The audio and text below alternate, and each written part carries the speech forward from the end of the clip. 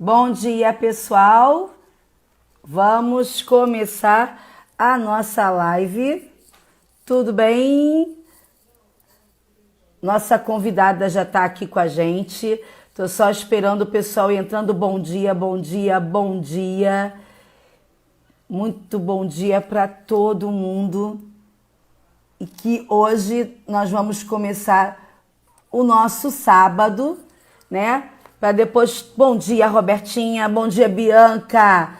E lembrando, bom dia, Simone Santoro.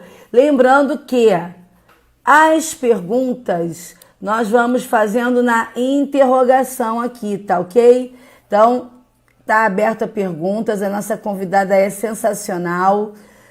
Bom dia, Rô. Então, as perguntas, evitar fazer pela timeline, sabe? Porque às vezes passa e eu não consigo ler. Cacilda, bom dia. Bom dia a todo mundo. Então, por favor, as perguntas sendo feitas pela timeline. Então, eu convidei a nossa querida professora, eu tive a oportunidade de vê-la palestrando, tá? Lá no INAT, é a Cláudia Hoffelder, né? Esses nomes eu ensaiei, mas eu não sei se eu falei isso correto. Ela é profissional de educação física, pedagoga, psicomotricista, terapeuta clínica, neurofuncional. Ela está realizando uma formação, está terminando uma formação de neuropsicopedagogia. Ela é palestrante de congressos, convenções, palestras, ela é coach em desenvolvimento. Então, gente, o assunto de hoje é um assunto que eu amo, e acho que todo mundo ama também, que é falar de cérebro e emoções, neurociência. Então, vou botar a nossa convidada aqui. Ela está se conectando, ela está linda, solar para o dia de hoje. Aqui no Rio está aquele tempo feio, frio, mas bom dia, Cláudia! Bom dia! Bom dia! Como é que a profissional de educação física chega à terapia, a virar terapeuta clínica neurofuncional? Olha, o trajeto foi bem longo, na verdade.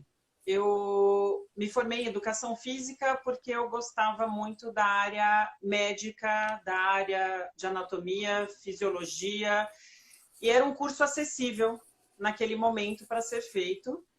E eu via toda uma ligação entre corpo e cérebro, então o intuito era esse. Quando eu comecei a atuar, eu comecei logo na área da natação, mas eu caí de paraquedas, né? Aliás, tudo na minha vida foi caindo de paraquedas. A partir do momento que eu comecei, tive um estágio para fazer numa academia grande aqui em São Paulo, passei no estágio, era estagiária, estudante, e aí conheci a Sandra Rossi. Com ela, eu fiquei de 8 a 10 anos, nós trabalhamos muito tempo juntas, e por incrível que pareça, na minha mão sempre passavam as pessoas que tinham mais dificuldades. Elas, tanto dificuldades cognitivas, dificuldades motoras, de relação, todas as pessoas que tinham mais dificuldades, era assim, manda para a Cláudia que ela consegue, manda para a Cláudia que ela vai. E aí ficavam comigo muitos bebês, muitos idosos, né? E aí um dia eu virei para Sandra, eu falei, Sandra, eu preciso saber mais. Tá? Eu preciso saber mais, preciso estudar mais. E aí ela me indicou para ir estudar no GAI, né? Fiz a psicomotricidade pelo GAI, com a Beatriz Loureiro. Ainda queria saber mais, comecei a participar de grupos de estudos com neurofisiologistas de faculdades de medicina. Fiz reorganização neurofuncional, foi um curso que dura aproximadamente 2 anos. Depois fiz pedagogia para entender por que as professoras, quando eu ia na escola fazer orientação, não entendiam. Aí eu descobri que eu precisava falar mais nessa linguagem pedagógica, é por isso que eu fui fazer pedagogia. Depois fiz psicopedagogia, agora eu estou concluindo neuropsicopedagogia. Na verdade, só não terminei porque a última matéria era na pandemia e aí eu tive que parar. Teoricamente, estou formada, mas ainda falta uma matéria. Falta, é tipo TCC? É a conclusão final? Não, TCC já entreguei, já está tudo ok. Faltou só cumprir essa matéria, porque ia cair justo em abril. Nossa, mas vai terminar logo, se Deus quiser. Vai. E olha, muito obrigada por esse convite, pelo seu tempo, porque eu sei que mesmo na pandemia tem muita gente trabalhando e você é uma delas, está trabalhando muito, produzindo muito também. Então, eu pensei que na pandemia eu ia ficar parada, mas não fiquei. A gente está o tempo todo, é muito, muito intenso. Aí eu vou fazer uma pergunta para você. Já tem perguntas chegando aqui, eu vou anotando, tá, pessoal?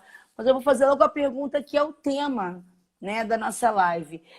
Qual a relação, né, do cérebro com as emoções? Muito bem. Bom, na verdade, a frase ela é um chamariz, porque, na verdade, todo o nosso corpo tem relação com as emoções, né? Não é só o cérebro. O nosso cérebro e nosso corpo, ele só é o reflexo do que a gente sente, né? Já tem muitos estudos provando relações posturais com a emoção, relações de fisionomia com a emoção. Isso é um estudo que eu já faço há bastante tempo. Numa outra oportunidade a gente pode falar sobre isso. Mas o nosso cérebro e o nosso corpo, ele age a favor ou contra o que a gente sente. Sempre numa questão de sobrevivência, né? Então, todas as emoções que a gente sente é para o nosso corpo sobreviver. Às vezes parece ruim, às vezes parece bom, mas a emoção está envolvida em tudo. Tudo que nós sentimos gera emoção. Podem ser poucas, podem ser muitas, mas tudo gera emoção. Para quem esteve no outro congresso, aqui deve ter bastante gente que esteve no outro congresso, né, Rê? Numa live não dá para falar muito de estrutura, mas a gente consegue lembrar um pouco, né? Na questão anatômica, a gente tem uma região no cérebro que eles intitulam como um sistema emocional, mas na verdade o cérebro trabalha como um todo. Essa região, ela fica mais ativa, por isso que ela foi determinada como a região das emoções, que é o sistema límbico. Mas na verdade todo o corpo e todo o cérebro entende como emoção. Eu, por exemplo, estou um pouco tensa aqui, gente. Apesar de não estar vendo ninguém, parece que aquela vontade de passar o máximo que puder, então está me gerando uma emoção isso. E meu corpo está falando, eu tô trêmula, né? Eu estou um pouco tensa, meu corpo está falando por mim, a minha emoção está revelando o meu corpo está revelando o que eu estou sentindo. Então, lembrando do sistema límbico, a gente pode dividir ele em várias áreas, mas 3 áreas que eu acho que é importante falar agora. A amígdala, o hipocampo e o hipotálamo. O hipocampo, né, o próprio nome já diz, é um campo, é onde você guarda as memórias de longo prazo, desde que você nasce, e alguns estudos já falam desde o ventre materno. O hipotálamo é onde você vai ter algumas reações e que vai entrar um processo químico junto com isso. Ele vai liberar os neurotransmissores, que a gente vai falar um pouquinho depois. Ele vai acontecer a liberação ali. E a amígdala, que é uma parte bem interessante e que nas crianças é onde fica mais ativo, né? Porque as crianças não têm muito filtro. Ou elas choram, elas riem. Você consegue fazer a criança chorar e rir em questões de minutos. Né? Então, a amígdala ela é muito sensível na criança e ela vai levando toda essa experiência para o hipocampo. Né? E o hipotálamo vão gerando os neurotransmissores relacionados a cada sentimento. E o que é muito importante falar é que a gente tem um filtro no cérebro que se chama tálamo. Tudo, absolutamente tudo que a gente sente passa por esse filtro. A gente sente pelo corpo, mas passa pelo filtro, por esse filtro tálamo no cérebro, e a partir desse filtro que a gente tem a sensação. Então, o tálamo ele fica bem no centro. Se esse estímulo chegar ao tálamo e for para a região occipital aqui atrás, você vai ter um insight visual. Nossa, eu vi alguma coisa, né? Estou vendo alguma coisa. Se essa informação sensorial chegar no tálamo e for para o occipital, você vai ter um insight auditivo. Nossa, eu ouvi isso. Ou então alguém fala alguma coisa e você fala, eu já ouvi essa voz antes. Né? Então, passou por esse filtro, essa sensação ouvida pela parte auditiva, passa pelo tálamo e aí vem como uma memória auditiva. Se essa sensação vier passar pelo tálamo e vir parar no frontal, vai vir como uma ideia, como a Renata teve. Gente, na pandemia vou fazer lives. Vou colocar as pessoas em conexão, vou falar de assuntos legais. Então, ela teve uma sensação sensorial que ela captou, às vezes consciente ou inconsciente, passa pelo tálamo e chega no frontal. Quando chega no frontal, ela tem um insight. Vou falar sobre vários temas para as pessoas se sentirem melhores. Se ela tivesse muito ligada com a pandemia em si, com a doença em si, talvez o insight seria falar sobre a doença. Como ela teve a ideia e ela passou pelo tálamo, chegou no frontal, a ideia foi, vou falar de coisas boas para que as pessoas tenham informação. Sempre essa ideia depende da sensação recebida de fora. Se eu ficar muito ligada nas notícias ruins, eu vou ter sempre a sensação pior. Se eu souber, respeito que tenho, mas vou procurar fazer outras coisas, eu me libero um pouco. Para quem me tem no Facebook, eu comecei a postar algumas coisas relacionadas a isso para que as pessoas relaxem um pouco. Não é não valorizar o que está acontecendo, né? Cada um sente como quer, como pode e como escolhe. Mas é importante a gente entender o que acontece no nosso corpo com relação a isso. Eu não ia emendar esse assunto, mas acho que a gente pode falar agora e depois eu vou para outro assunto. Quando nós sentimos muito medo de morte, que é o que a grande maioria das pessoas estão, você ativa sistemas biológicos no seu corpo relacionados ao medo de morte, que seria falta de ar, por exemplo. Você começa a ficar ansioso, você começa a acessar esse programa biológico, sentindo falta de ar. Com isso vem uma descarga forte de cortisol. Com isso você não consegue dormir. Com isso a sua vida passa pensando nisso o tempo inteiro. O cortisol, muitos já conhecem, já ouviram falar, ele está muito relacionado a situações de estresse. Só que o nosso cérebro, ele sente essa emoção do estresse, mas ele não sabe que é um vírus que vai me atacar, que é um leão que está lá fora me esperando na porta, se eu vou ficar sem dinheiro, se eu estou brigando muito em casa e vivo num sistema ruim. Meu cérebro não sabe, ele só começa a sentir medo, só começa a sentir aquele estresse. E aí ele começa a liberar esse cortisol, que vai influenciar em absolutamente tudo. Quando nós ativamos muito cortisol, eu vou falar mais dele, mas existem outros associados, né? Mas o cortisol, ele é o carro-chefe. Ele não é todo ruim. O cortisol nos acorda de manhã, o cortisol faz com que eu consiga escapar rapidamente quando começa a chover e eu não quero me molhar. O cortisol, se eu escuto um barulho um pouco diferente em algum lugar, faz com que eu evite, né? Faz as situações reflexas. Então, ele não é todo de ruim. Mas quando ele é produzido muito em excesso, como ele está acontecendo no momento, ele acaba sendo muito prejudicial, porque ele libera muita substância, e aí a gente acaba ativando um sistema no nosso corpo. Então, nós temos dois sistemas, o simpático e o parasimpático. O ideal é que eles estejam em equilíbrio.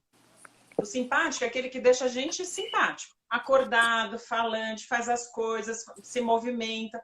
O parasimpático é aquele que regenera o simpático. Por isso que ele precisa estar em equilíbrio. Dá para falar muito desses dois sistemas, porque eles participam de todos os órgãos, de todas as funções. É muito interessante. Mas, assim, para a gente entender numa linguagem mais fácil, o simpático me mantém ativo e o parasimpático me faz descansar e recupera o simpático. Agora, como que eu vou reparar meu parasimpático se eu vivo o tempo todo em simpaticotonia, com esse cortisol ativado o tempo todo? Eu olho alguém na rua, tá sem máscara, eu já ativo o meu cortisol, já libero mais um tanto. Ou então eu olho notícia, eu libero outro tanto. Descobri que meu vizinho tem, eu libero outro tanto. Então, assim, vira uma pandemia de cortisol liberado no seu corpo. E aí, voltando nas questões dos neurotransmissores, a gente consegue reequilibrar esse cortisol, ele é liberado pelo nosso corpo quando eu passo por situações de prazer. Então, ao invés de escolher ficar vendo só as notícias, né, vamos imaginar que eu sou uma pessoa que estou realmente com muito medo e, em vez de eu ficar só vendo notícia, põe uma música, vai dançar dentro da sua casa. Vai assistir as lives da Renata, põe os, né, fica vendo de novo, vai procurar outros assuntos, estudar, tem muita coisa disponível, né? A gente vive numa era em que você sabe tudo muito rapidamente. Quando, na época do H1N1, que foi também uma pandemia, não teve essa notícia espalhada tão rápido, porque a tecnologia ainda não era tão boa quanto hoje. Já era boa, mas não era tanto quanto hoje. Então, as pessoas ficaram um pouco mais tranquilas na época, apesar de, segundo os cientistas estão falando, que o H1N1 é muito pior do que esse que está agora. Mas agora as pessoas estão, assim, alimentando esse cortisol o tempo todo. Então, a gente deveria, não é acreditar ou deixar de acreditar, mas sim estarmos aptos a ver outras coisas para que alivie um pouco esse cortisol e seja liberado. O que a gente pode falar de sistema sensorial, né? Porque isso são sensações, são percebidas. Quando que a gente constrói todas essas sensações que a gente acaba liberando hoje? Desde que eu tô lá na barriga da minha mãe. A gente não sabe se a mamãe teve uma gestação tensa, uma gestação tranquila, se ela estava com medo no período, se ela não estava. Tudo isso é percebido pelo cérebro que está sendo gerado. É lógico que ele não vai nascer e falar, mamãe, estou feliz, ou mamãe, estou com medo, né? Mas é a sensação que é transmitida através dos neurotransmissores. Para vocês terem uma ideia, o bebê, a partir dos 3 meses de gestação da mãe, ele já sente exatamente tudo o que a mãe está sentindo. E uma história muito interessante, quando eu tive a minha terceira filha, eu tinha perdido um bebê antes dela e eu tive muito medo de ter esse terceiro bebê porque eu tinha muito medo que acontecesse novamente com ela o que aconteceu na outra gestação. Hoje a minha pequena tem 5, vai fazer 6 anos e até os 4 anos de idade, absolutamente tudo ela falava que tinha medo. Porque eu tive uma gestação com muito medo. Então, ela ia descer a escada, mamãe, tô com medo. Ela ia subir o sofá, mamãe, tô com medo. Filha, conversa com a vovó, eu tô com medo. Pessoas que ela conversa. Filha, fala com o papai, eu tô com medo. Né? Com o tempo, nós fomos traduzindo esses sentimentos e hoje já não existe mais isso. Mas se a gente pega uma pessoa que não tem a informação, que uma criança de 4 anos, ela não sabe dizer que tá com nojo, ela não sabe dizer que tá com raiva, ela não sabe dizer... Ela não sabe traduzir todos os sentimentos de forma muito clara, porque é um cérebro que está mirinizando, ele está estruturando tudo. Então, ela traduzia tudo como medo, né? Hoje ela consegue, né? Então, quando ela está brava, a gente fala, não, isso é bravo, isso não é medo que você está sentindo. Você está sentindo raiva, né? Ó, esse daqui não é medo, é que você está com vergonha, você não quer falar com a pessoa. Então, nós estamos traduzindo, mas é muito claro isso para mim. Eu passei uma gestação de medo, ela nasceu com medo. E aí, se eu não entendesse disso, eu ia falar, nossa, minha filha é super medrosa. Não, e não é isso, né? Porque ela é uma criança muito ativa, ela sobe em tudo. Então, uma criança que tem medo não sobe em tudo. Esse medo era traduzido pela minha gestação.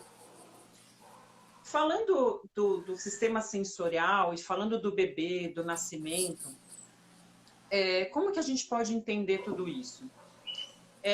Nós temos vários órgãos sensoriais, né? Quando você recebe uma notícia ruim, você fala, ai, que aperto no peito.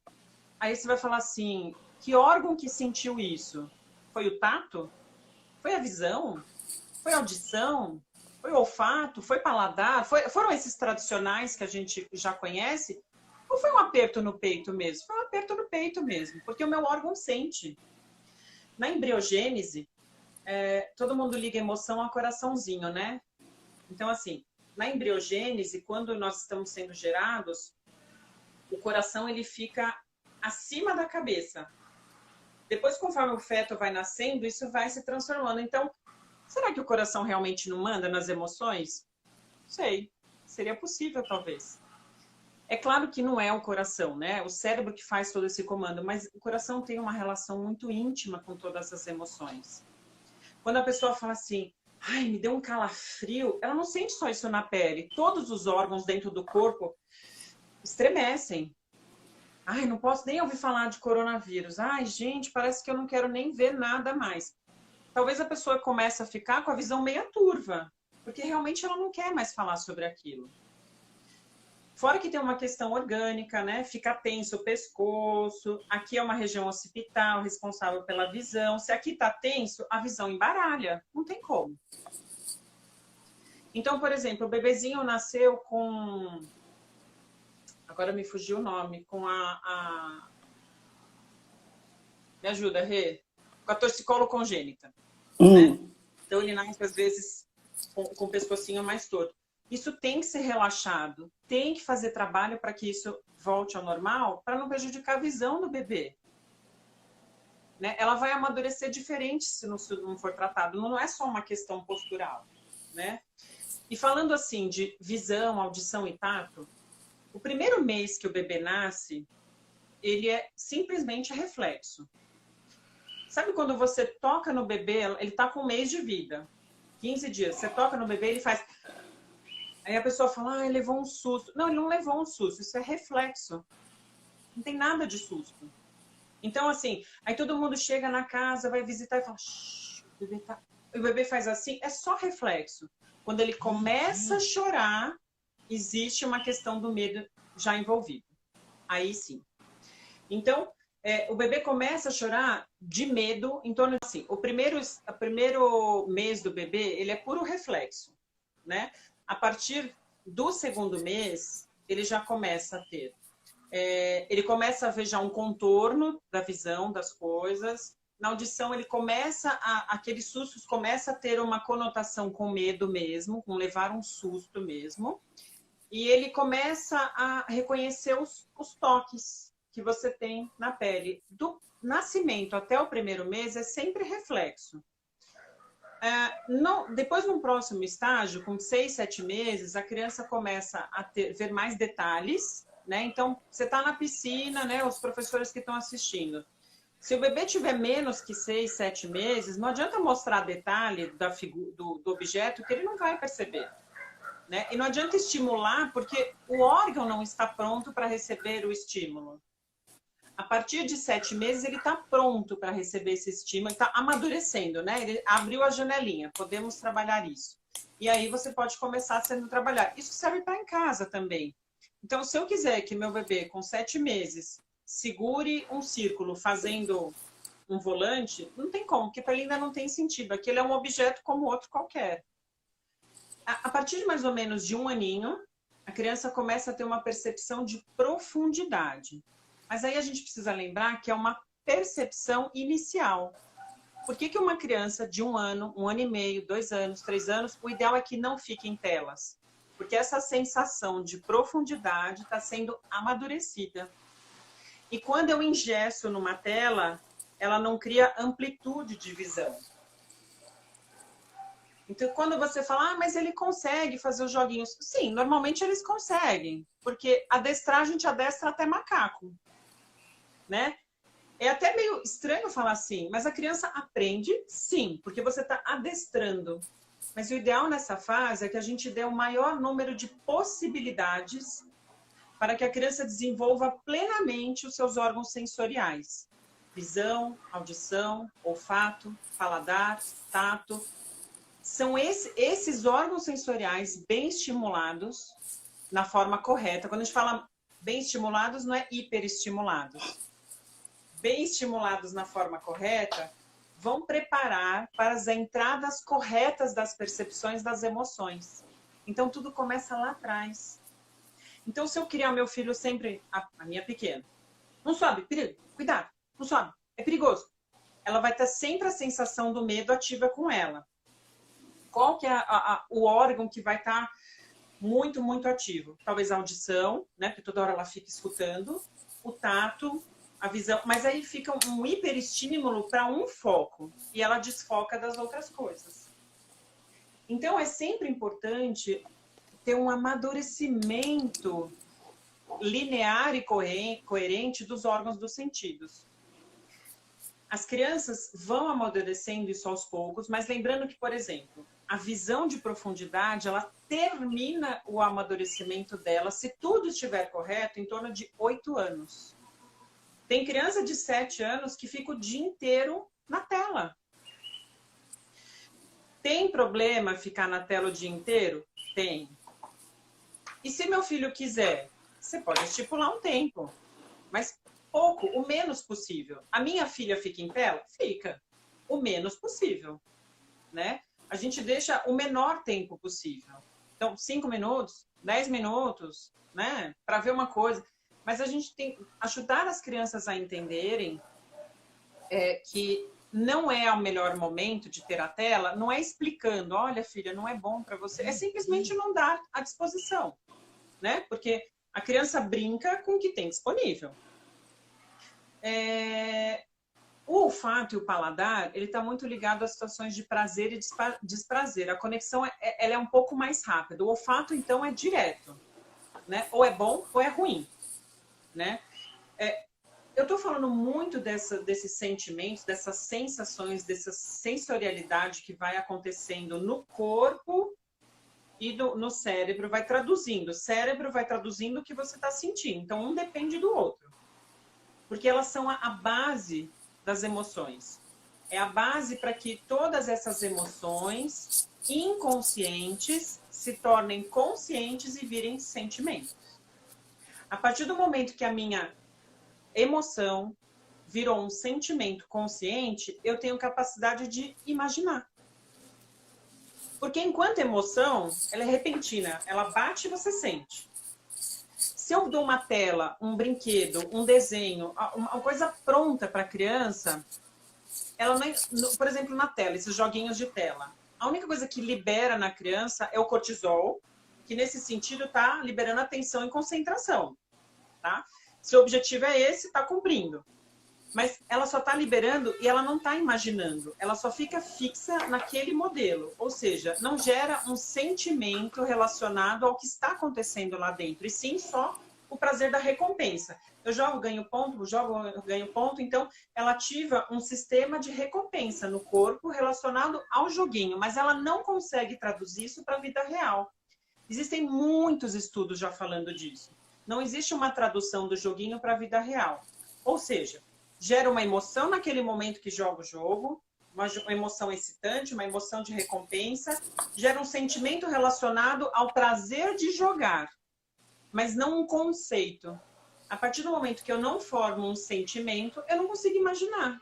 E aí a gente acaba tendo muitos adultos que não conseguem ampliar o pensamento, né? Porque ele não tem imaginação, não foi trabalhado isso de criança. Existem coisas... Cláudia, tem algumas perguntas e, se você me permite, posso fazer porque tem a ver com esse link gestação, trauma e medo. Eu fiz uma blocagem para poder, porque algumas são repetidas. Posso? E aí e a gente vai fazer. Ok. Então, assim, tem aqui várias perguntas, mas assim, eu vou juntar aqui a da Cris Daranhim, da Simone Santoro e também da Rose Astresiano. As 3 perguntas interligadas são as seguintes. Então, na gestação, como você falou, posso transmitir medo para o meu filho. Aí vem a pergunta, esse medo pode persistir até a fase de adolescência ou adulta? E a outra pergunta, que junta tudo, há como reverter no cérebro essa sensação? São 4, eu juntei numa blocagem só. Mas ficou perfeita, ficou perfeita. É assim, ó. Eu dei exemplo da minha filha, né?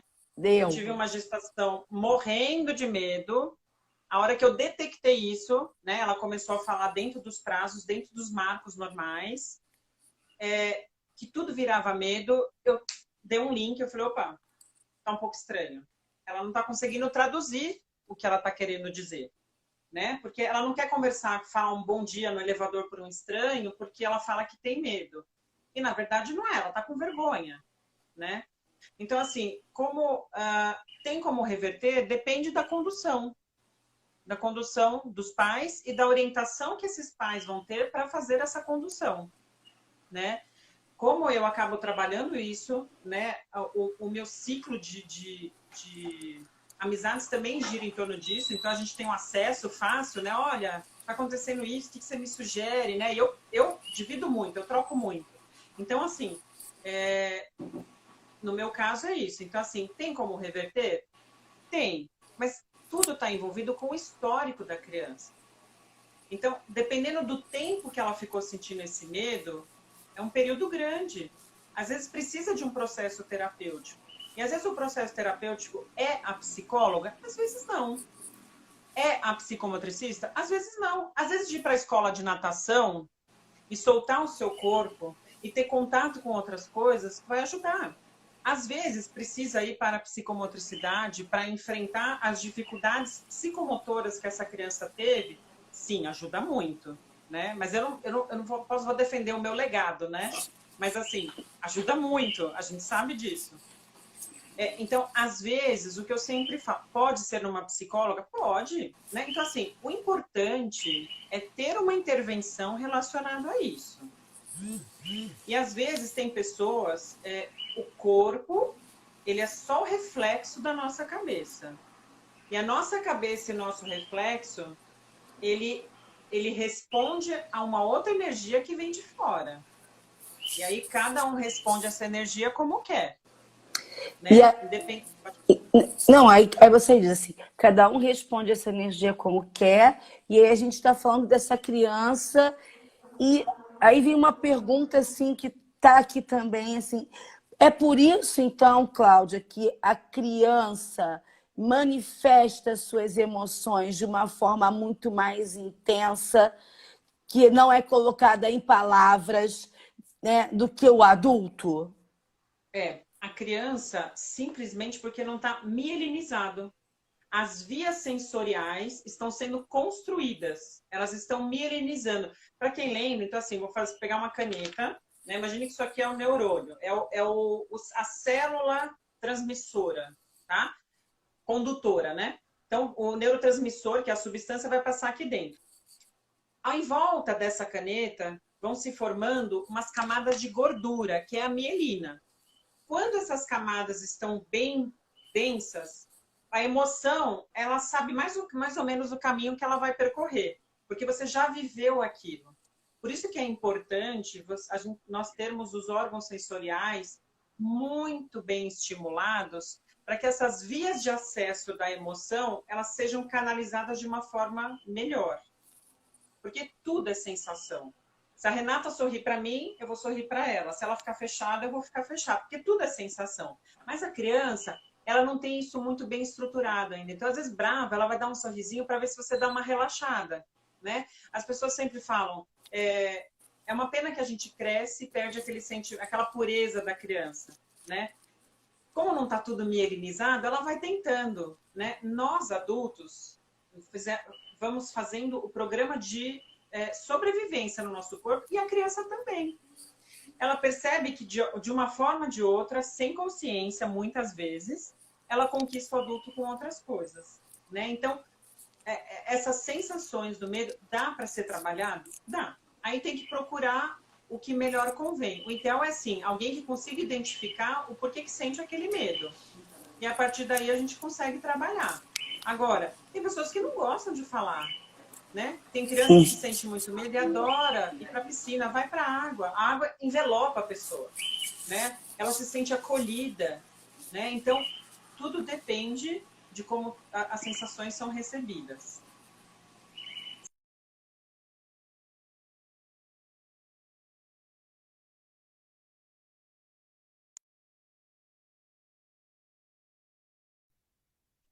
Oi, Rê. Oi. Voltou. Voltou, você, ó, ficou uma imagem até linda. ela se sente acolhida. Foi aí que parou. Ai, tá. Então é isso, na água a criança se sente acolhida. Nas atividades motoras que envolvem o corpo, a criança também se sente acolhida, porque ela se descobre. Então, ela se descobre, ela se coloca em desafios, claro, com o profissional dirigindo isso de forma correta.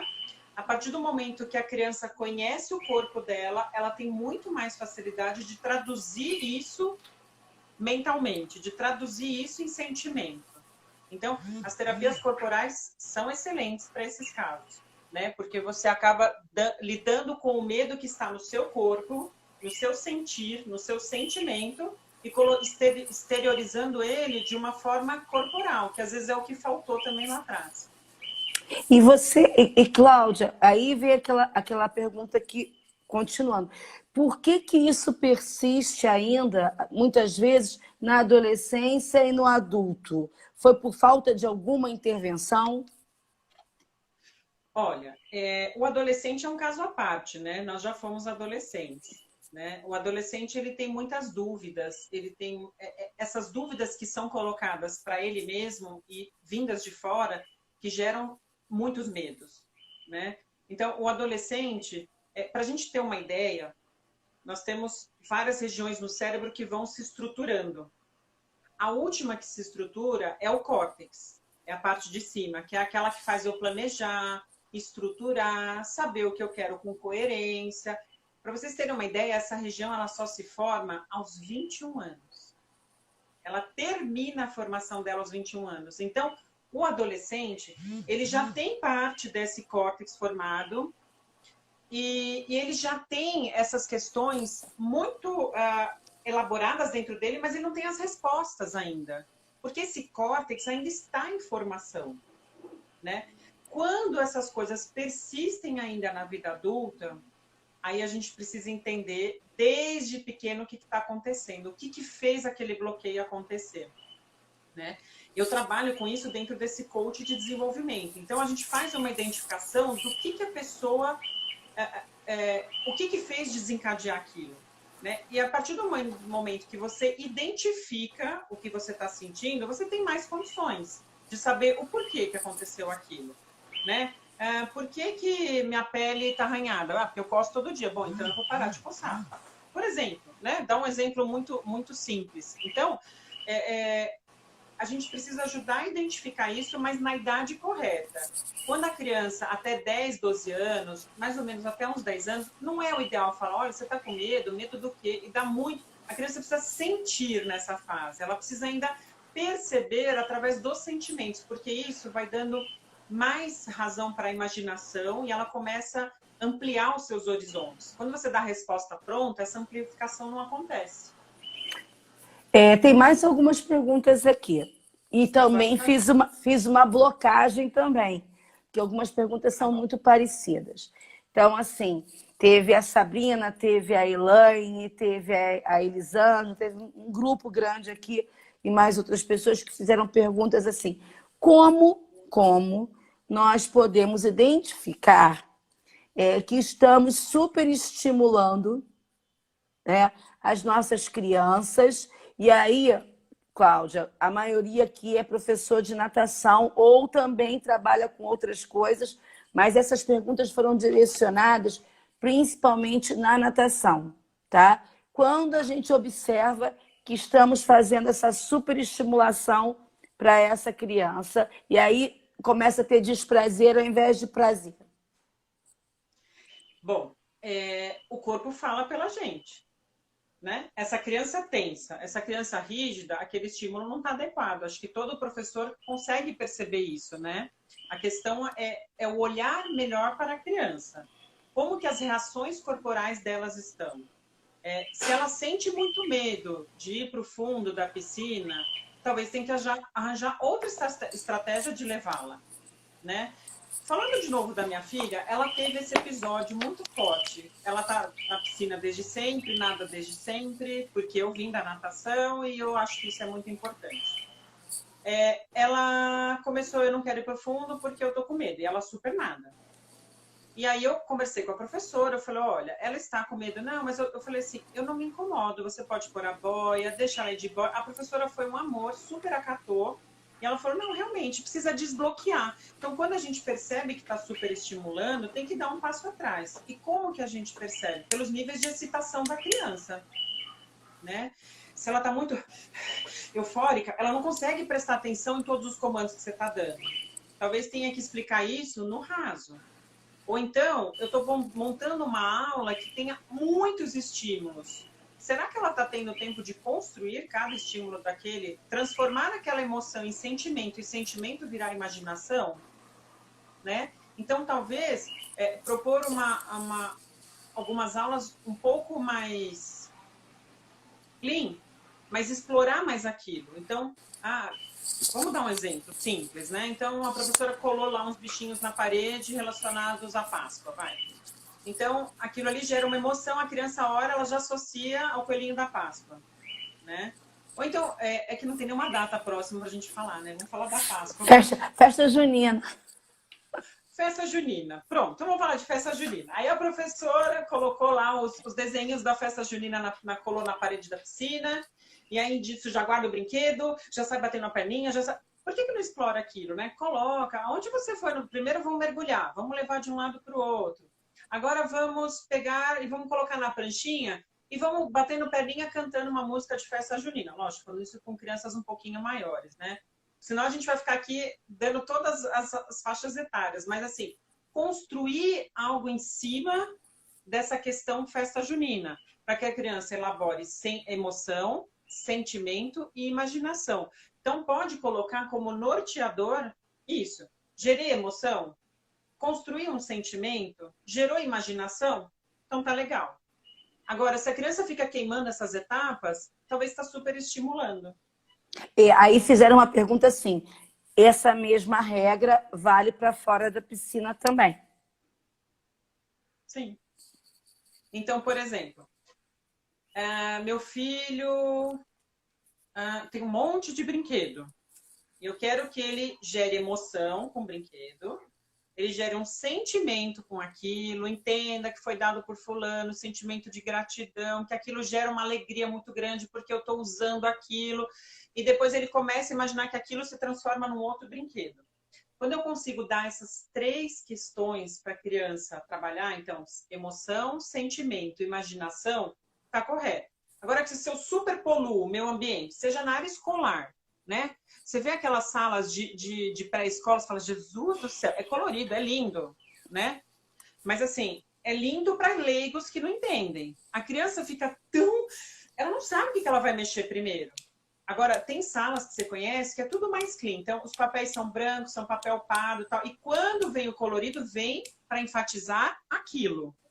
Mas então, tem piscina assim também, viu, Cláudia? Tem piscina que tem tanta coisa que... Faz tempo que eu saí da piscina, mas assim, todo lugar que tem uma super poluição visual, você não respeita as fases da emoção, do sentimento e da elaboração, da imaginação. Então, assim, todo mundo já deve ter passado por uma fase que ia com o pai ou com a mãe no restaurante, seja ele restaurante rico ou pobre, que você ficava brincando com os guardanapos, com palito de dente, com o sachêzinho do ketchup. Então, olha só, a criança olha aquilo, ela já, vou fazer alguma coisa, já gera um sentimento que ela vai lembrar de algum brinquedo. Em cima daquilo, ela cria. Agora, se eu dou o tablet, eu cortei essa criação. E a criança fica engessada naquele brinquedo. Não estou dizendo, não levem o tablet. Aí cada um toma o seu conceito. Assim como eu falei que existe uma energia e cada um acredita no que quer, foi no sentido de cada um acredita no seu sistema de crença que você foi educado, que você originou na sua vida, né? Porque todos nós temos sistemas de crenças, né? Crenças religiosas, crenças naquilo que eu acho correto, né? E esses sistemas de crença vão moldando nós e as crianças. Aquilo que eu acredito, até meu filho sair da minha casa, ou ele vai acreditar ou ele vai contra, mas ele vai estar no mesmo sistema. Então, se eu acredito que deixar tudo poluído é o correto, meu filho vai ficar sempre muito perdido. E aí veio uma outra blocagem de pergunta falando de estimulação, mas adorei agora... esse termo, Renata, blocagem. Adorei. Gostou? É, porque é muita pergunta junto, então às vezes quando eu abaixo aqui, eu vou clicando e vou fazendo aqui uma Fica mistura, tranquilo. né? Então, e você também vai me dizendo, se for também, você também vai me mediando, tá, Cláudia? Ó, então, aí vem assim umas 4 perguntas nesse sentido aqui. Como podemos fazer o aumento de tarefas ou de estímulos para essa criança? Como se pode fazer isso? Né? Foram umas 2 perguntas nesse sentido.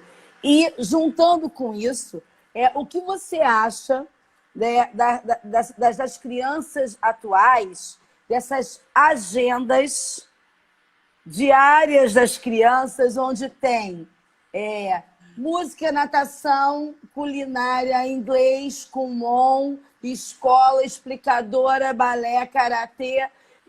Então, o que você acha disso tudo em relação a esse tema que a gente está falando aqui e dando uma continuidade à superestimulação e ao prazer? Vamos dizer assim, estudos dizem, tá? Vamos. Então, assim, essa superestimulação, de novo, ela não consegue mielinizar nenhum caminho. Uma coisa que eu não falei no começo que acho que é importante falar. Quando você trabalha em cima de algo específico, então, por exemplo, minha filha vai fazer balé porque ela gosta muito de balé. Então, ela vai ficar lá 6 meses fazendo balé, chegou 6 meses, não quero mais balé, quero judô. Ok, ela está em experimentação, não tem problema. Nós temos períodos críticos que isso acontece, não tem problema. Mas se você quiser que seu filho seja bom em tudo, nada mieliniza muito forte. Quando nós realizamos um caminho correto para alguma coisa, então assim, meu filho está com 6, 7 anos e ele precisa aprender a ler e escrever. E essa é a idade correta. Quando eu coloco toda a energia voltada para isso, em torno de 7 anos, a gente forma um mapa neural no nosso corpo. O que é esse mapa neural? O caminho mais rápido para aquele acesso o meu cérebro faz. Mas até chegar nesse caminho mais rápido, ele elabora milhares de caminhos que vai chegar naquele caminho mais rápido. Quando eu não dou oportunidade para a criança explorar uma coisa, ela faz um monte de mapa ao mesmo tempo. E aí não especializa nada. Então, a sugestão que eu dou se não tem, meu filho trabalho, não tem onde meu filho ficar, ele precisa... Então, põe na recreação para brincar. E de preferência lugares que tenham recreações livres, em que a criança não tenha o comando o tempo todo. Ela precisa criar, ela precisa imaginar. Agora, meu filho faz natação, mas ele gosta. Sim, porque vira uma retroalimentação. Lembra? Nós temos um sistema de retroalimentação. Eu vou, ganho parabéns, vou de novo. Eu vou, na saída ganho um sorvete, vou de novo. Eu vou, depois posso brincar com o tablet, eu vou de novo. Então, vira um sistema de recompensa. Então, o ideal seria diminuir essas atividades das crianças, mas, de repente, deixar eles experimentarem 6 meses, 1 ano, uma atividade. Se ele quer outro, troca, não soma. Né? E o ideal seria isso acontecer mais ou menos até uns 10 anos de idade. Né? Em torno de 10, 12, a criança já consegue associar um pouco mais. Mas não quer dizer que eu vou fazer 5 de uma vez. Né? Então, dissociar um pouco mais vai fazer com que esses mapas neurais se fortaleçam, segundo os estudos. Olha, eu vou ter que te fazer um convite, não sei se você vai poder. O nosso tempo está entrando numa regressiva. Só que tem mais umas blocagens de pergunta. Você toparia eu fechar a live, a gente voltar pelo menos mais uns 20 minutinhos? Pode sim. Então, assim, a gente vai fazer o seguinte. Eu sempre faço uma brincadeira para o pessoal também relaxar, que tenha o momento dos beijinhos. Então, assim, um monte de gente aqui, Cláudia, está dizendo assim, que está amando a sua live, que você é linda e maravilhosa, que está sendo clara a explicação. É o momento, vamos massagear, né? O ego fica todo muito feliz. Massagear o ego. E também aí o pessoal fica feliz também, porque a gente vai dizendo aqui, ó, a Sabrina disse, eu estou emocionada. Aí a Cris Daranha, ela é clara e objetiva. Aí a gente também vai falando das pessoas. Aí a outra, a Kiki falou assim, perfeita, muito boa. Aí a outra... um beijo! Aí tem outra que fala assim, obrigada, Cris, por você me fazer assistir essa live. Aí o João Douglas Gil disse assim, adorei, maravilhosa, Juliana. Já então, assim, antes de cair a regressiva, a gente faz esse momento para quê? Para todo mundo levantar, dar uma espreguiçada, beber uma água, eu encerro, salvo, e em 1 minuto a gente volta para as blocagens. Posso dar uma sugestão? Pode. Eu queria 2 minutos e eu queria que 1 minuto espreguiça e o outro põe uma música e vai dançar e vocês vão me falar como vocês vão voltar. Certo, 2 minutos. E aí, Cláudia, deu para você dar uma dançadinha? Eu queria que você, se você puder pedir para o pessoal colocar uma palavra que defina o que todo mundo está sentindo após dançar e voltar. Tá, ótimo. Já está feito aí o seu pedido. Vamos lá. Estão escrevendo aí. Disposição. Vai. Ó, vamos repetir. O que você sentiu após o intervalo e dançar? Ó, fui dançar Zeca Pagodinho, intensa lá, felicidade. Ih, olha só. Tá conseguindo ler, Claudinha? Tô, alegria, sensacional, alegria. Enfim, olha só uma boa receita para aliviar o cortisol aí que tá todo mundo tenso. Essa alegria faz com que você descarregue mesmo, que você solte esse cortisol que está tensionando. E aí, Cláudia, nesse momento, o cérebro de todos nós se emocionou, né? Ah, o meu também. Que legal, gente. Obrigada mesmo, viu? Nós é que te agradecemos. Bom, você quer dar uma continuidade fazendo um gancho do bloco anterior ou quer responder algumas perguntas? Acho que pode responder, e aí eu tento blocar, como diz a Renata. Tá, tem algumas perguntas sobre crianças deficientes. Então, tem uma pergunta da Vânia, que colocou ela perguntou se isso de estimular e da questão do medo, de fazer as estimulações corretas fora e dentro d'água, pode ser aplicado também para crianças com paralisia cerebral. E também tem uma outra pergunta, se com autistas também podemos fazer também esses trabalhos e podemos fazer essas conexões de emoção e de emocionar esse cérebro, de fazer esse percurso. E como isso acontece? Foram blocagens. Vou bloquear também e amarrar o assunto que eu estava colocando também. Na criança especial, na criança autista ou com paralisia, o que acontece é que os sistemas sensoriais eles são defasados. Quando o sistema é hiper, o outro fica hipo.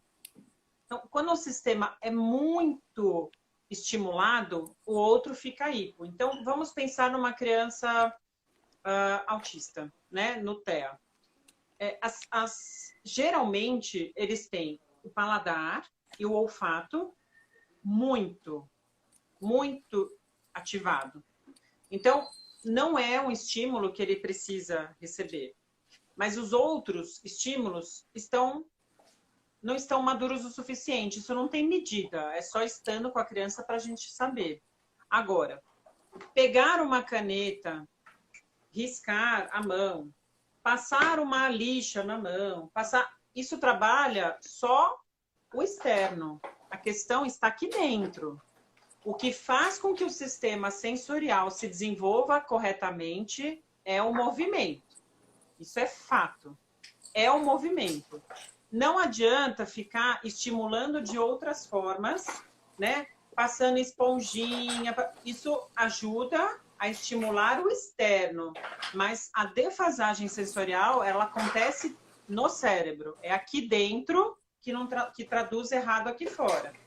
A gente nunca sabe nesse sistema sensorial, por exemplo, na criança com paralisia cerebral. se o problema está na entrada da sensação ou na saída, né? Se o problema está entrando para o cérebro a mensagem ou está indo daqui para baixo. Se você não tiver uma resposta, se for uma paralisia de nascimento, não tem como saber onde que está, a não ser que você saiba exatamente o local da lesão. Aí a gente consegue saber se o problema está na entrada ou na saída. Mas, de qualquer forma, se a sensação entra distorcida ou ela sai distorcida, a resposta sai errada. Então, a gente só precisa entender que é o movimento que traz o trabalho sensorial para a criança. Esse trabalho de pegar coisas duras, massinha, argila, trabalha a força, não trabalha a sensação. Ela tem a sensação do gelado e do molhado, mas não trabalha a parte sensorial neurológica. Ela reconhece conceitos fazendo isso, né? E ela vai trabalhar um pouco de força muscular e não de destreza muscular, né? Então, tá fazendo um barulho forte, Rê, não sei de onde... Não, é aqui, mas já vai é meu vizinho aqui, é meu vizinho aqui. Ah, tá bom. Coisas do confinamento. Coisas do confinamento, mas já vai passar. Não, já foi. Então, assim, a gente só precisa lembrar que o conceito de emoção vem a partir do desenvolvimento correto dos órgãos sensoriais e, lógico, do contexto e do ambiente que você vive, dos sistemas de crenças que eu falei. Então, é a junção do meio externo, né, meus sistemas de crença estimulando junto com o movimento que vai estimular o desenvolvimento dos órgãos sensoriais. E movimentos corretos.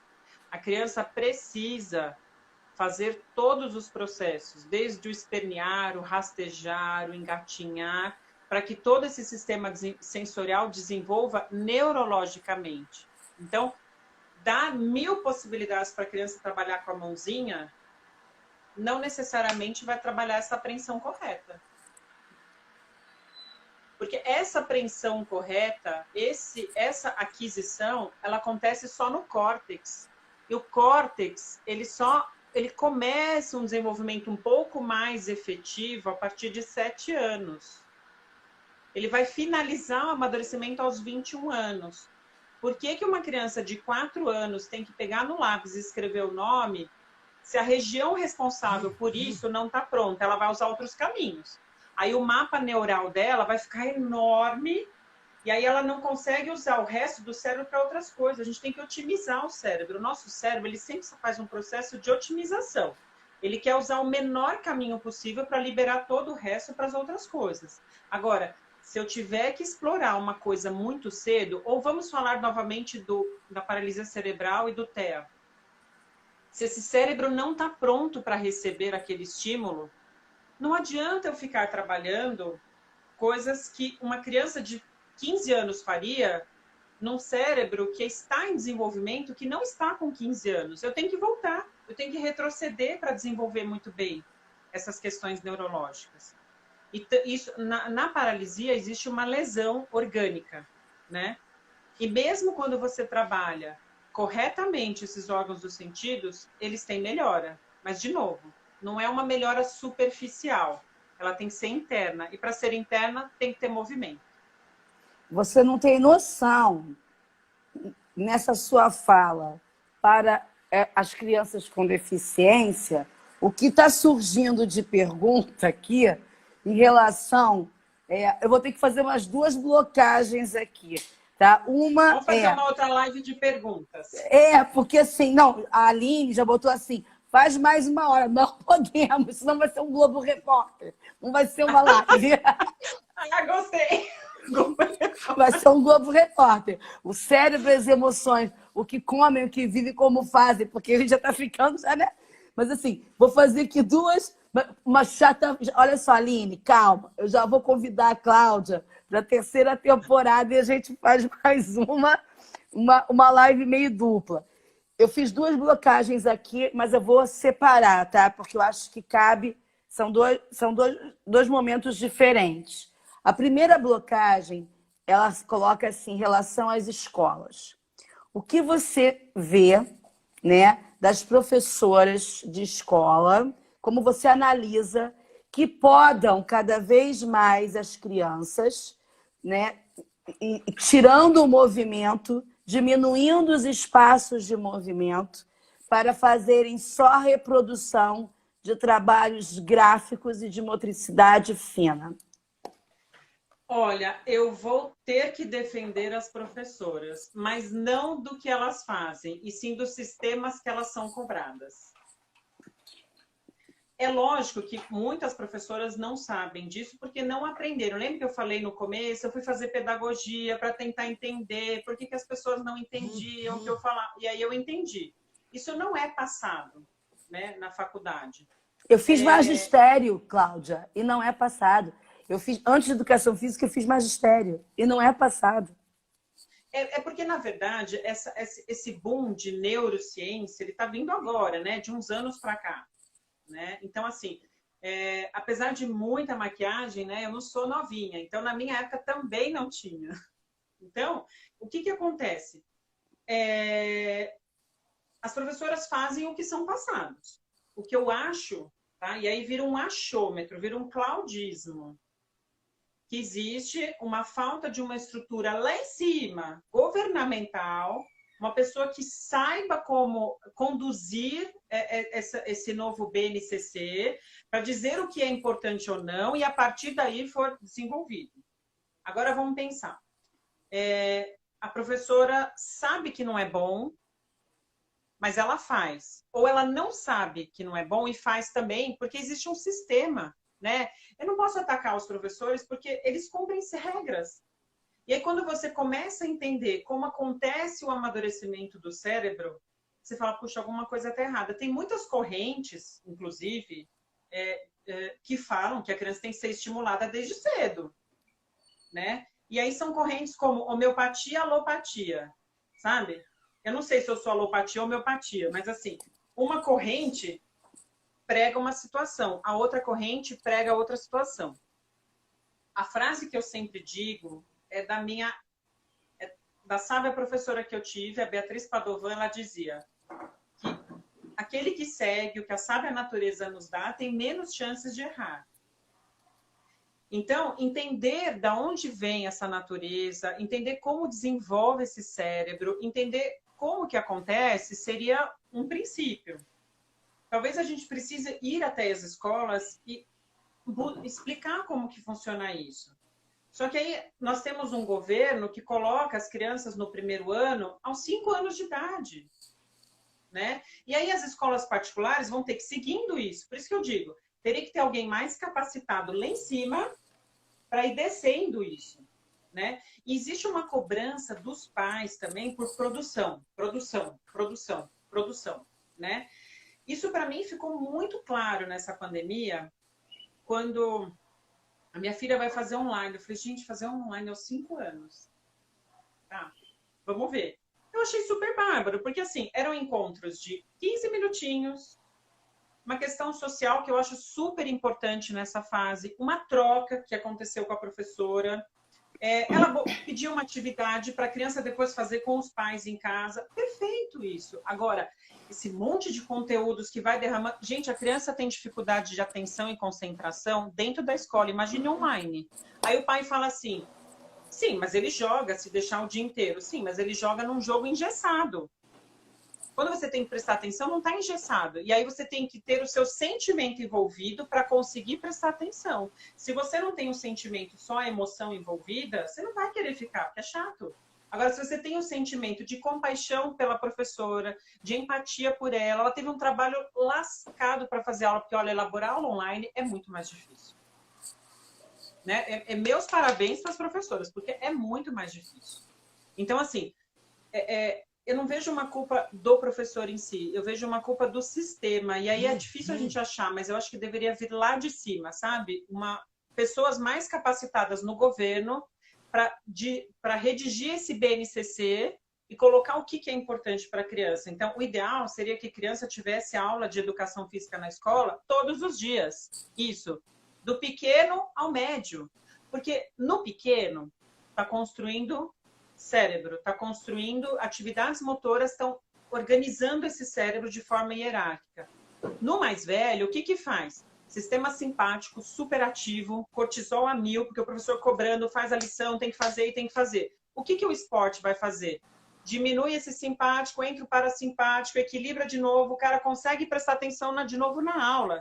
Então, deveria ter aulas de educação física todos os dias para todo mundo, em todas as idades.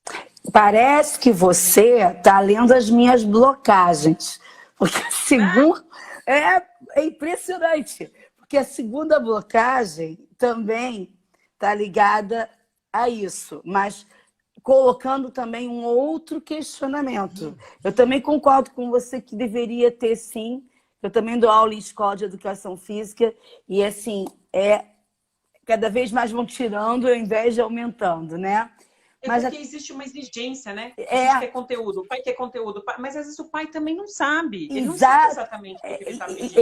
E a gente tem uma tendência já a julgar o professor de sala de aula e a julgar os pais, a rotular. Esquece que também é toda uma ansiedade que vem junto. Acho que você colocou perfeitamente bem, até para a gente ter uma reflexão, né? E aí vem, por isso que eu dividi em duas blocagens. Aí vem botando já a ponta, né, para o profissional de educação física, que é o que entende de movimento. Aí já vem algumas perguntas aqui.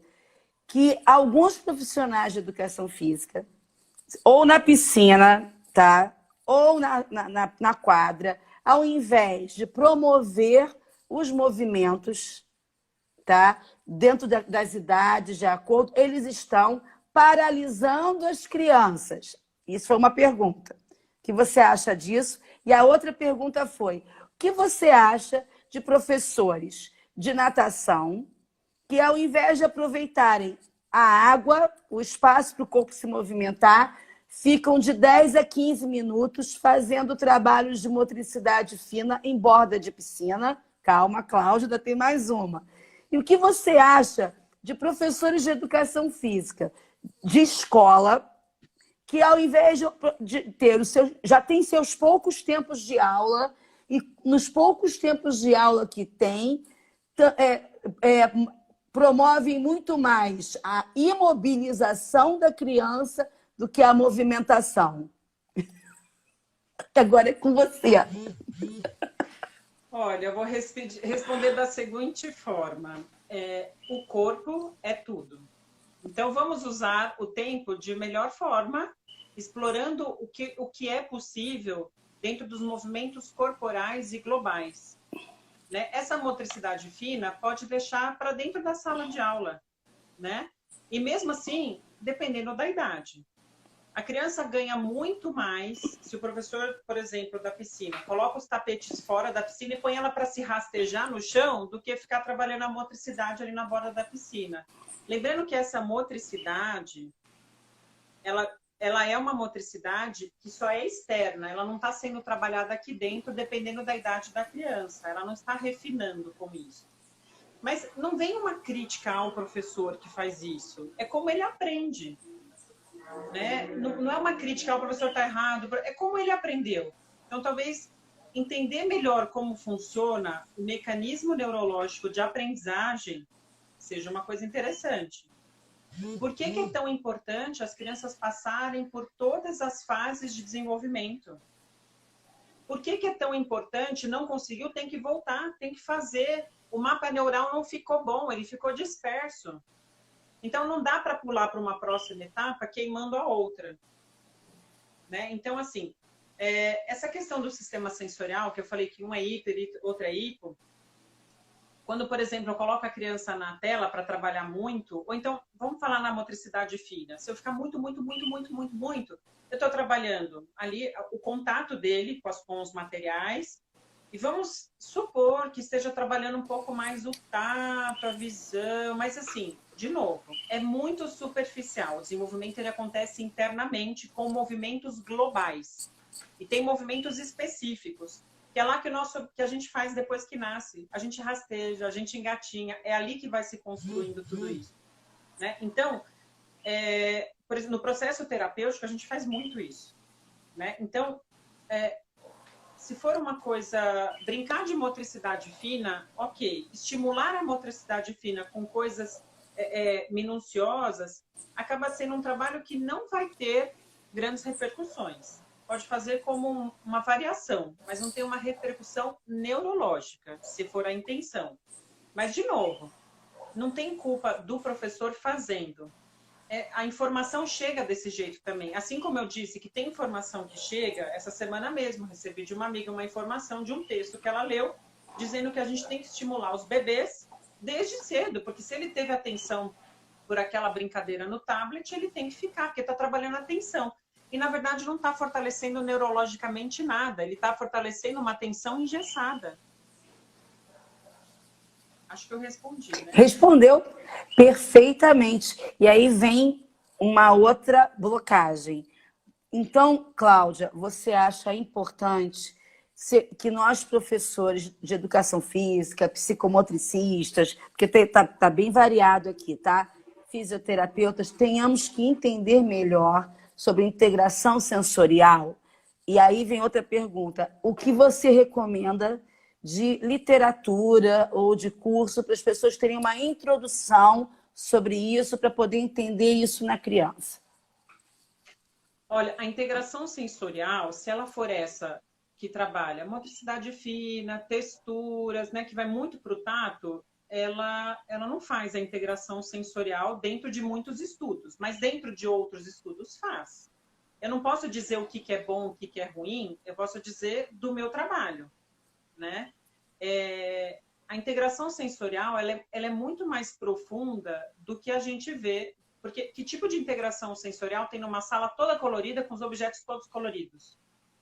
É só divertido, gera uma emoção muito grande, né? Eu adoraria brincar numa sala daquela. Mas, assim, será que gera uma... Pode gerar integrações sensoriais dentro dos estudos que eles colocam. E aí eu não posso dizer é bom ou é ruim, porque eu não estou naquela área para estudar, né? Então, assim, mas o que a gente pode ter como exemplo é que a superestimulação é prejudicial, né? É prejudicial para o desenvolvimento neurológico. É interessante aprender sobre integração sensorial? Sim. Algumas fontes, hoje... Olha, são livros de neurociência, né? Tem um livro de neurociência do Kandel, que é uma bíblia, mas que é um livro muito bom para entender do funcionamento do cérebro. Livros que trazem desenvolvimento infantil, como que o cérebro se desenvolve, né? Então, assim, são literaturas... Depois eu posso fazer uma coletânea, passar para a Renata, ela passa, o que seria interessante. Mas, assim, lembrando, mesmo numa integração sensorial, tudo que é over, tudo que é demais, não integra nada. Amplia muito esses mapas cerebrais. Então, a gente tem que deixar esse desenvolvimento, essa estimulação visual separadamente, né? Colocar as coisas... um visual menos poluído, né? Agora, eu não consigo julgar se a integração sensorial que é feita em outras áreas é o ideal, porque não é uma área que eu estudo. Cláudia, estão pedindo, depois você me passa no privado o nome dos livros e aí eu coloco para eles, tá? Vamos combinar assim? Eu tenho um que está aqui do meu lado. Ótimo, já mostra. Pessoal, é uma bíblia. Então, peraí, calma. Eu vou desativar o comentário aqui para poder... Ô, Rê, quer que eu te mande uma foto e você põe no seu? Quero. Então depois eu tiro uma foto. Mas mostra aí rapidinho para o pessoal fazer um print, rapidinho. Ó, beleza? E depois você me manda uma foto. Isso, tá, tira a foto assim, manda para a livraria, pede para eles me mandarem uns também. Tô brincando. Eu já tenho o meu. Mas, assim, é muito bom. Esse é um livro muito, muito bom. Mas, assim, é uma bíblia, né? Não dá para ler... Eu falo que brinco ser muito... Umas várias pandemias para ler ele inteiro. Assim, não para de chegar pergunta, mas, assim, é uma pergunta que foi feita lá ainda no primeiro bloco e eu acho que é pertinente fazer agora. Você acredita, ou você consegue imaginar ou já refletiu sobre isso? Foram duas perguntas nesse sentido. Como essas crianças vão voltar para o nosso convívio, seja na natação ou seja, na sala de aula pós-pandemia? E aí vem outra pergunta. Será que elas vão voltar apáticas demais, e como nós trabalharíamos, ou se elas vão voltar ativas demais, né? E como seria isso para equilibrar essas emoções nessa relação de aprendizagem do cérebro? Vamos pensar. O que está faltando nessa pandemia? Contato. Contato é essencial para o desenvolvimento. Está faltando. O que está faltando? Empatia, relação um com o outro, respeito. Porque a criança, ela precisa da outra criança para aprender. Não tem jeito, né? Nós também só não somos pessoas da caverna porque a gente sai de casa. Senão você começa a viver. Um exemplo muito claro, eu duvido a pessoa que na primeira semana de pandemia não passou todos os dias de pijama. Porque você fica dentro da caverna, né? Aí quando a Renata vem e convida, você fala, gente, vou me maquiar, vou, né? Então, assim, na verdade, assim, as crianças estão dentro da caverna. Só que elas já sabem o outro modelo. Elas estão muito ansiosas, ou pelo medo, ou pela vontade de ver o coleguinha, ou pela vontade de voltar para a escola. E, assim, a grande maioria está com esse sentimento. O que eu proporia nesse momento vamos brincar uma semana na escola, na piscina, pular, se jogar. Então, precisa extravasar. Lembrando que, assim, sistema nervoso simpático muito alto é momentos de estresse. As crianças estão em momentos de estresse, como todo mundo. Porque eu tô presa, porque eu não posso sair, porque minha mãe não deixa, ou porque ela deixa, eu não posso. Aí vem N questões, né? As crianças, nesse momento de estresse muito alto, o cortisol tá a milhão. E elas não têm onde gastar, porque não tem parque para correr. Na rua tem que correr de máscara. Como que você corre de máscara, gente? Não tem como. Então, esse cortisol está muito alto. Como que a gente vai liberar esse cortisol? Brincando, colocando as crianças para correr, para rolar, para rastejar no chão. Então, assim, a sugestão que eu dou para todo professor, toda escola, é momento de brincar, de extravasar o cortisol, para que eu consiga prestar atenção na aula e aprender melhor. Eu preciso abaixar meu nível de ansiedade. Porque a acetilcolina, que é um neurotransmissor muito relacionado à aprendizagem, ele é muito, muito produzido no sono, no parasimpático. Se meu parasimpático está pouco ativo e o meu simpático está muito ativo, eu preciso reequilibrar de novo esses sistemas para que eu consiga dar vazão depois para prestar atenção. Então, o que eu gostaria, o modelo que eu gostaria, e não sei se é o que vai acontecer, momento que está todo mundo liberado, sabe quando você solta boi na trincheira, que sai tudo correndo? É isso. Então, assim, a hora que estiver liberado, gente, tem que ir para a rua, tem que correr, tem que fazer exercício, tem que fazer atividade física, tem que fazer movimento para liberar esse cortisol. E aí, a outra parte da pergunta. E aquela criança que vier para nós apática? Tem que botar em movimento também. O movimento é bom para baixar o cortisol e para subir essa apatia. Tá, mas assim, e se ela se recusa, há alguma estratégia? Estar junto. Fazer companhia. Ah. Porque o problema se torna maior quando eu estou isolado. Quando eu estou isolado, o problema é sempre muito grande. Eu tinha um professor de recreação e lembrei muito dele agora. Ele dizia uma frase que era assim: a desgraça em conjunto é mais amena. Como está todo mundo em pandemia, parece que é ruim, é péssimo, mas é menos pior. Então, se a criança se sentir acolhida e que, olha, conta comigo, pode ficar comigo, talvez não seja o momento de entrar na escola, cada um ir para sua sala, talvez seja o momento de ficar perto dessa criança. Porque quando ela se sente acolhida, você libera as chances dela se soltar e relaxar. Porque, então, assim, a criança que vem apática, ela precisa ser acolhida, entender que ela está naquele momento perto, com você perto, e a criança que vem com aquela excitação toda, bota para correr. Né? Correr, nadar, pular, brincar, dançar. jogar bola. Dançar é ótimo. Gente, dança com seus filhos em casa. É uma delícia. E não tem ninguém olhando. Você tocou numa coisa que, para mim, é muito profunda, né? Tanto na piscina quanto na quadra. Se aquela criança, ela chegar, é o que eu tenho pensado, mas não sei se vai ser a realidade, e não estiver querendo muito se movimentar, mas se ela já estiver junto do grupo e ela só quiser ficar ali observando, por que não respeitá-la? E aí ela vai É só voltando. acolher. É só acolher. O que mais me preocupa é se ela se isolar. Eu também acho assim, se ela está ali ainda se reorganizando para aquela movimentação, mas está com todo mundo, ok. Aí a ansiedade passa a ser nossa, não deles, né? Exatamente. Aí, assim, tem um assunto bem legal para falar disso, que eu até separei para falar, mas a gente acabou falando outras coisas. Eu posso falar desse assunto ou a gente faz as perguntas? Ó, eu vou O que fazer o vocês acham? seguinte: eu vou convidar esse segundo assunto para você voltar, se você Tá bom, topar, tá? tá bom, Porque combinado. tem muita pergunta. Então, eu acho que a gente poderia privilegiar. O tempo já está indo para 2 horas. Então, assim, já fica. Se você já aceitar de antemão, depois a gente já faz uma marcação Tá de horário. combinado. E o pessoal está pedindo, ó, a gente está pedindo aqui, já estou até apelando para a Sandra, gente, você não está entendendo o negócio aqui como tá pesado. Apelando para. Ai, para Sandra! Para Sandra, o negócio tá bombando. Então, assim, uma pergunta que está aqui, deixa eu ver se eu consigo abrir de novo, se ela não se perdeu aqui. Enquanto você procura, deixa eu falar uma coisa, gente. Eu sou uma negação com o Instagram, deixa eu falar. Eu até posto muitas coisas no Facebook. Eu estou aprendendo a mexer com o Instagram. Então, se vocês olharem lá, vai estar assim, pobrinho, esmirradinho, sabe?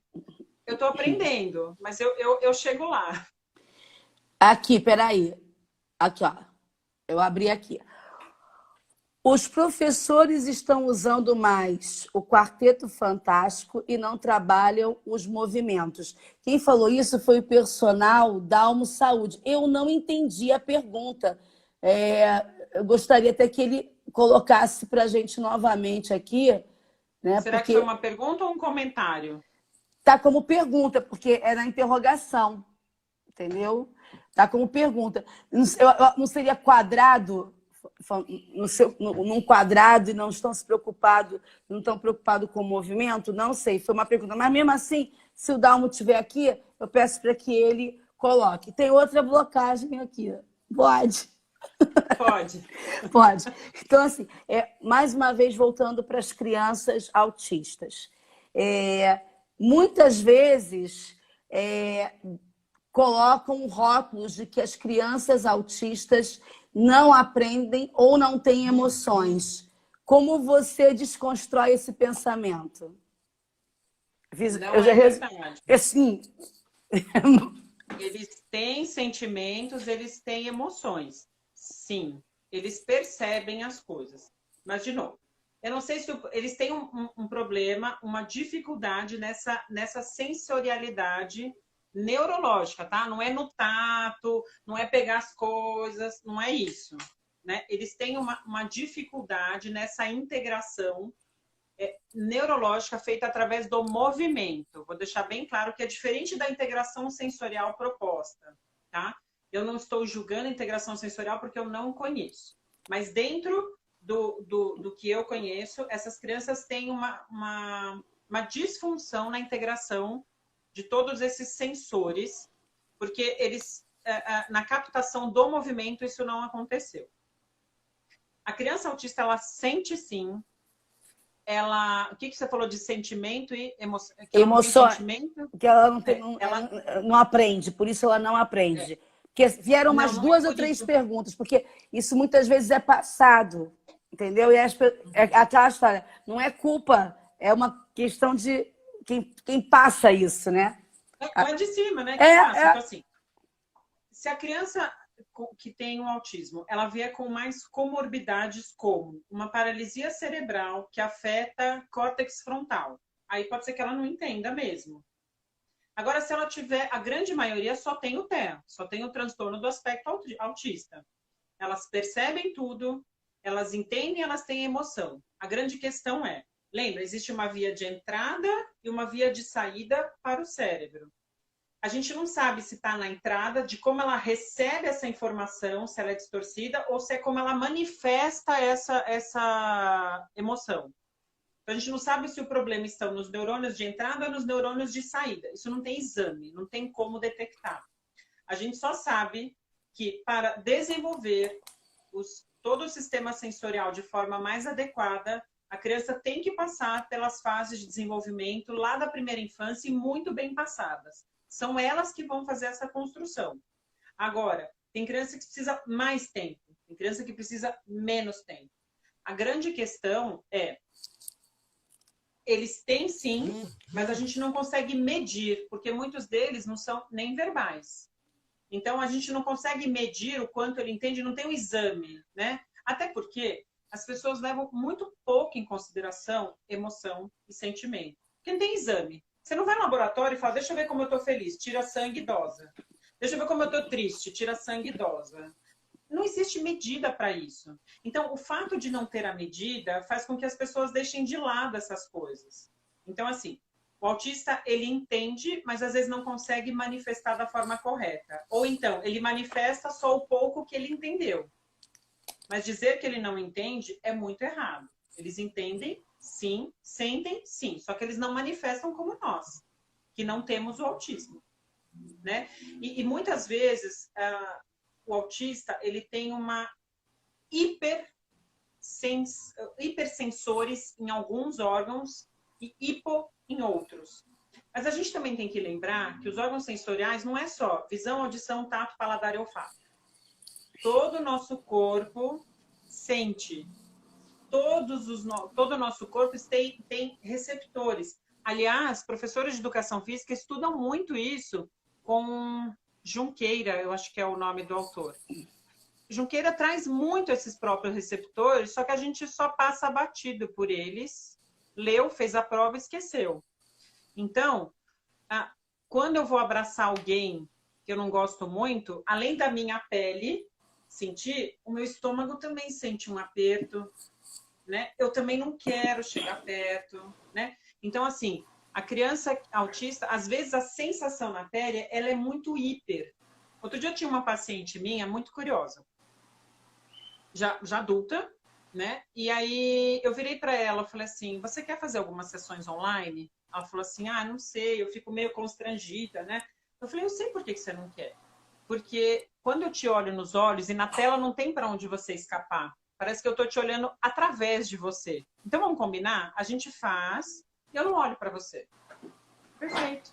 Ela falou, e é isso mesmo, porque ela é verbal. Ela falou, é isso que eu sinto, parece que estão olhando dentro da minha mente, estão lendo. Então por quê? O sensor dela visual capta muito mais do que nós, mas é um desequilíbrio também. Ó, consegui descobrir o que é o Quarteto Fantástico. O que é o Quarteto Fantástico?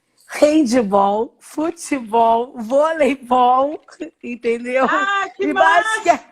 E basquetebol. Então agora eu vou fazer a pergunta de novo, já a gente sabendo, para que tenha a justiça seja feita, né? A justiça da Liga, a Liga da Justiça, né?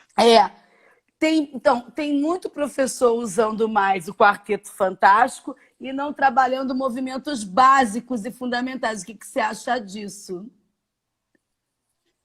Então, eu não estou na escola para responder, mas se ele está falando como uma experiência dele, eu acho que talvez seja uma experiência dele naquele Não, eu estou na vive. escola e eu posso te dizer que na rede pública do Rio de Janeiro, por exemplo, ainda tem essa cultura, sim, do Quarteto Fantástico. Não sei se em outras regiões, mas, assim, tem essa cultura, sim.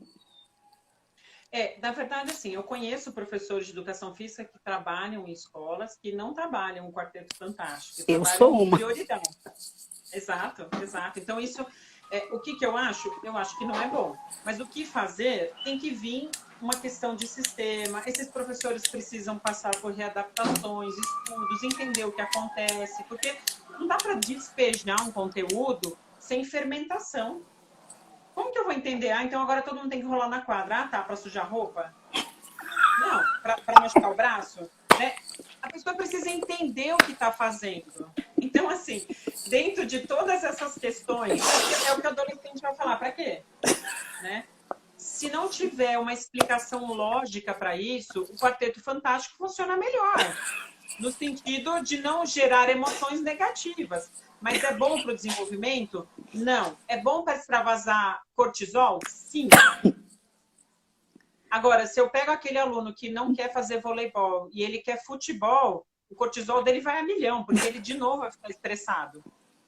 Né? Então, assim, tentar achar um meio termo para que, dependendo da faixa etária, né, sejam feitos trabalhos que atendam essas necessidades. Vamos visar, então, uma coisa simples, extravasar o hormônio do estresse.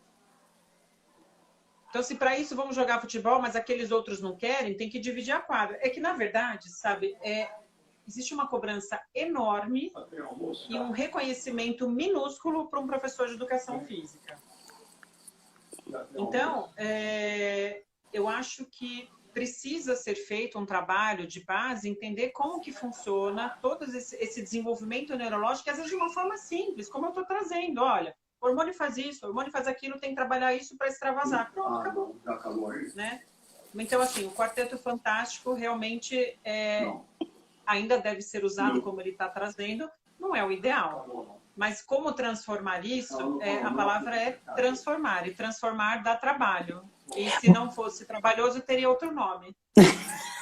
Olha, Cláudia, a gente está chegando realmente na parte final, mas eu vou dizer para você o seguinte, em muitos momentos aqui, assim, não teve como não expressar com o meu corpo que eu senti tamanho prazer em ouvir as suas colocações mais uma vez, que eu já tive essa oportunidade.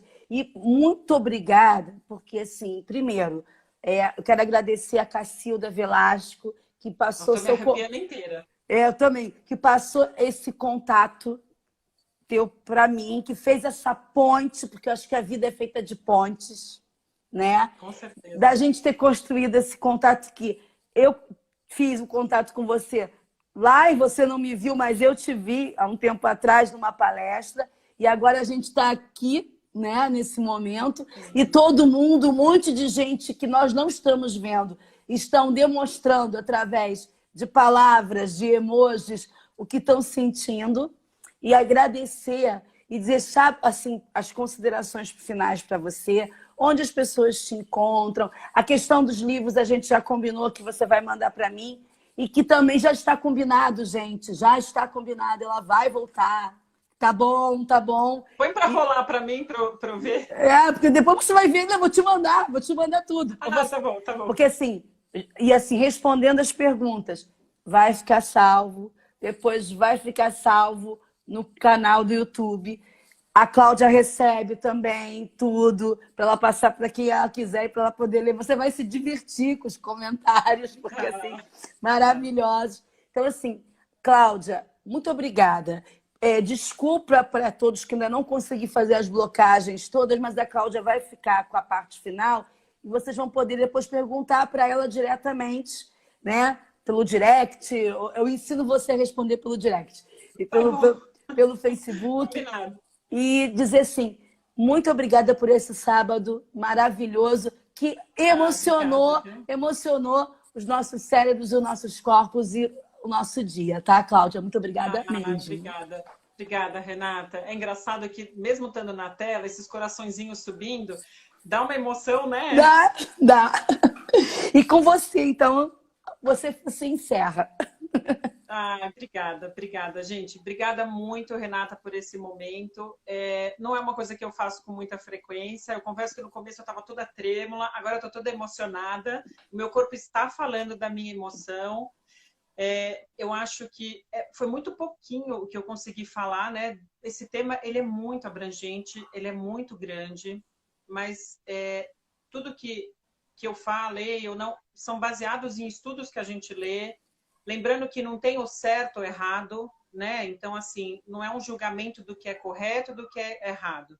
Existe um sistema de crença que alimenta esse cérebro e um sistema de crença que alimenta cada cérebro que está me ouvindo.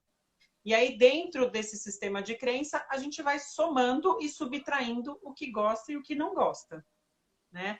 Eu trabalho já como terapeuta há 15 anos, Se vocês quiserem me procurar, eu acho que talvez o melhor caminho seria pelo direct, né, que você comentou, ou então pelo Facebook, né? Meu nome está como Cláudia Hofelder, nos dois. Vocês não vão achar muita Cláudia Hofelder, não.